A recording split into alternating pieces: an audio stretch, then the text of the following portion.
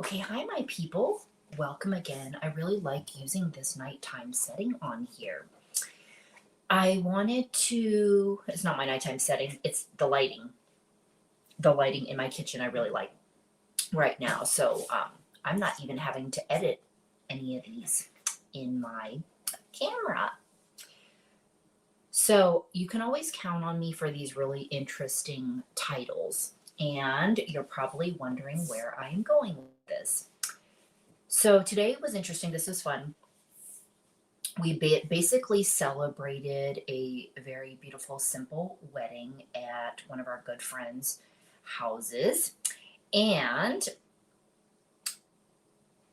is wife number five, way more than my dad. My dad is on wife number four. This is the last and final, I would say. And I will talk about him, if not in the next video I'm going to make in the next day or two. I will probably do it tonight. And I'm sure you would love to hear that story that he could totally be judged for, and I could be judged for in a certain way of acceptance. But because I am who I am, I accept on any level. So my dad is about going to be 82 this year, and his Filipino wife is 27. And they've been together, married, I think, about 4 or 5 years. And I know they've known each other less than 10. So that is for another great show and talking about how to not give a fuck what other people think about you and your situation. Okay? Because he's never given a care. Our conversations have gone on in regards to this subject and his selection. And it's just funny because how the conversation goes about this. And then also seeing her at the airport with this headband with cat ears on it. So, they have gotten all kinds of looks living out there in Alabama. But it is meant to be a true love and all that sort of situation. And I will talk about that maybe another time.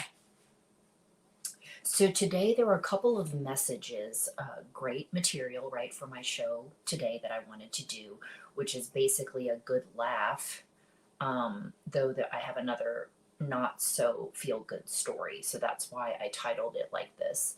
But first of all, the non-traditional wedding, which I always appreciate, anything outside the box, is funny because it was at his house, literally in the kitchen, and we were all standing around, and there were several rows of us. So basically, I had to watch it on somebody's phone like it was a live stream and see what was going on. So that was great. The TV was on in the other room, and I was laughing about, you go to these functions and all these things that sometimes can make people feel really uncomfortable, right? You got to go talk to people you don't want to talk to. You got to do things you don't want to do. You can't really, as my stepdad would say, go watch TV at somebody's house during something like this. But I totally did. So I was just cracking up over that. So that was funny. And yeah, just basically like just kind of feeling like you're at home. And it is a very homey sort of house. So anyway, that was beautiful. And that I haven't even heard the full story of how they met other than online. She's from the Philippines. But we did have a good laugh on the part of when he went over to actually see her for the first time, and they had been talking over WhatsApp for, like, I think maybe only a couple of months. He went to the airport, and the security there serenaded him because he told him that he was meeting his girlfriend for the first time. I don't know that anybody in America would do that. And then also when he went outside, there were 30 women lined up, all with masks on. So he couldn't tell who she was. And so he was yelling her name out loud. And she got so embarrassed. She's like, "Why do you say my name?" And I love it. That was like the topper of them so far. And she's just so adorable. And I do think this is the winner, wife number five. Okay. So the other story that I wanted to say on the flip side, why I worded this greed during divorce. We've all heard these types of stories, but it makes me sad. And so another person that we know over the past year or so was going through, I don't know to say a really divorce, but it definitely doesn't sound fun. But really, what made me sad and want to cry is like it's that situation that you hear of where whatever caused the anger or whatever, maybe she was greedy before, maybe she was greedy afterwards as a result of anger. I don't know. But basically, he said, I'll give you the house, I'll give you these other things, plus $15 million to go away. And she still wanted more. And like I said, I don't know if she was like this before, but it just makes me sad that it gets to this point. And really, the bottom line is relationships are a risk because perhaps that person was not like that when you married them, but then look and see like what ended up happening. And those sorts of things can be really painful on whatever level of love that you live, whatever level of love and care that you have for a person, even if it wasn't some magical, fantastical thing initially or whatever it is, you still, have a kid together, you're sharing things together. And then this sort of thing, it's kind of like, how do, again, you not take it personally? So that's pretty much what I wanted to say is that these things that break my heart and make me want to cry, and I just hear so many stories of this.